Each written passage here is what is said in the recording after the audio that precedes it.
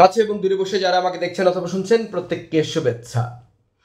আমি তখন নটরডেম কলেজে পড়ি ফার্স্ট ইয়ারে, এবং যথারীতি ইংরেজিতে খুব কাঁচা, এবং শেখার জন্য ইংলিশ ডিপার্টমেন্টের একজন টিচার ট্যারেন্স পিনোরো, ওনার কাছে গেলাম। এবং একা গেলাম না, কারণ একা একটু ভয় লাগতো। তিনি একটু গুরুগম্ভীর লোক ছিলেন, তো পড়াতেন ভালো, এবং তিনি বর্তমানে এই দুনিয়াতে নেই। তার প্রতি শ্রদ্ধা সম্মান রেখেই বলছি যে আমি এবং আমার এক বন্ধু চ্যাপেল গনসালভেন্স, গ্রেগরি চ্যাপেল গনসালভেন্স, মানে চ্যাপেল, সে জীবিত আছে আমার বন্ধু। ওকে, এখনও মাঝে মাঝে কথা হয়, মানে প্রায় রোজই কথা হয়। ও আর আমি গেলাম স্যারের কাছে টিউশন পড়বো বলে, ইংরেজি শিখবো বলে, কারণ আমাদের ইংরেজি খুব কাঁচা, তখনও মানে খুবই খারাপ অবস্থা ইংরেজির। তো তিনি বললেন পার হেড 3,000 করে নেব। তো তৎকালীন সময় 3,000 অনেক বড় টাকা ছিল। আমি বললাম স্যার একটু দুজন এসেছি তো আমরা, একটু কনসেশন করুন। তখন তিনি একটি কথা বলেছিলেন, যেটা আসলে আজকের প্রেক্ষাপটে তিনি যদি বলতেন তাহলে কি হতো আমি জানি না। তিনি বলেছিলেন, কেন তোমাকে কম কেন করব। আমি তার প্রতি সম্মান রেখেই বলছি, তিনি আমার সম্মানিত শিক্ষক, এবং সেজন্য আমি কোনো ধরনের কোনো স্টেপও নেইনি বা নেওয়ার প্রয়োজনও বোধ করিনি। তিনি বলেছেন তুমি মুসলিম, তোমার জন্য কেন কম নেব, চ্যাপেল আছে, ও আমার জাত ভাই, ওর জন্য কিছু কনসেশন করব, তোমার জন্য কেন করব। শুনে তো চ্যাপেল এবং আমি দুজনেই একদম চ্যাপটা হয়ে গেলাম, রাইট? তো বলার কোনো ভাষা ছিল না, কিছুই বললাম না। আচ্ছা ঠিক আছে স্যার, চলে যাই, পরে কথা হবে। পরে আর স্যারের কাছে আমারও পড়া হয়নি, চ্যাপেলেরও পড়া হয়নি। তো তিনি কিন্তু কথাটা বলেছিলেন, যেটা অত্যন্ত আপত্তিজনক কথা, এবং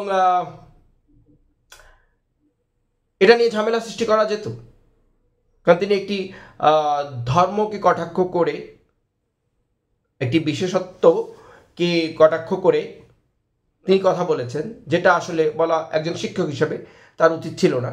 কিন্তু আমি তাকে মাফ করে দিয়েছি, এবং অনেক কিছু অনেক সময় করার থাকলেও করতে হয় না। তিনি বলেছেন, বয়োবৃদ্ধ ছিলেন, কি ভাবতে কি বলেছেন। তো শিক্ষকের সাথে আমি কোনো ধরনের কোনো বেয়াদবিতে যাইনি, সহ্য করেছি। কিভাবে সহ্য করেছি, তার কাছে আর যাইনি, পড়তেই যাইনি, সেটা একটা প্রতিবাদ।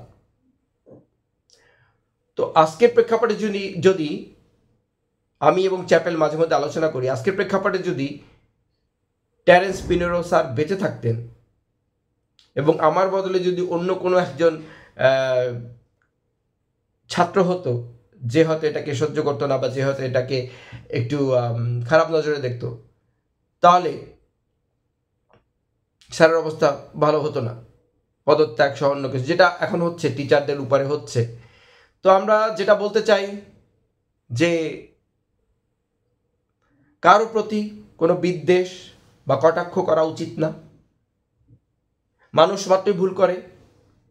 ট্যারেন্স পিনোরো স্যার ভুল করেছেন, কিন্তু তিনি এখন পৃথিবীতে নেই, তাকে মাফ করে দেওয়া হলো। কি আর করার আছে, কিছু করার নেই। তো এই একটা জিনিস নিয়ে একটা বড় কিছু রায়কে পাহাড় করার তো কিছু নেই। প্রতিবাদ করেছি, তার কাছে আর যায়নি। পরবর্তীতে তার সাথে দেখা হয়েছে, কিন্তু মুখ ফিরিয়ে চলে গেছি। তিনি তার যা বোঝার বুঝেছেন, কিন্তু অসম্মান শিক্ষকের করিনি। এটাই কিন্তু মূল সিক্রেট, যে আমরা শিক্ষকের অপমান করিনি। অপমানিত হয়তো হয়েছি, কিন্তু অপমান করিনি শিক্ষককে। তিনি হয়তো একটা অন্যায্য কথা বলেছেন, কিন্তু গুরুজন মেনে সেভাবে মানে চড়াও হয়ে প্রতিবাদ করিনি। প্রতিবাদের ভাষা ছিল নীরবতা এবং তার কাছে না যাওয়া। এবং তিনি কিন্তু চ্যাপেলকেও পাননি, আমাকেও পাননি। So that's a way to make a protest. এবং বেরিয়ে কিন্তু চ্যাপেল আর আমি আলোচনা করেছি যে না, স্যারের কাছে পড়া যাবে না, স্যারের মতিগতি তো সুবিধার না। চ্যাপেল এখনো আছে, আমি এখনো আছি, স্যার নেই, ঘটনাটা রয়ে গেছে। ধন্যবাদ। আরেকটি ভিডিওতে কথা হবে, দেখা হবে।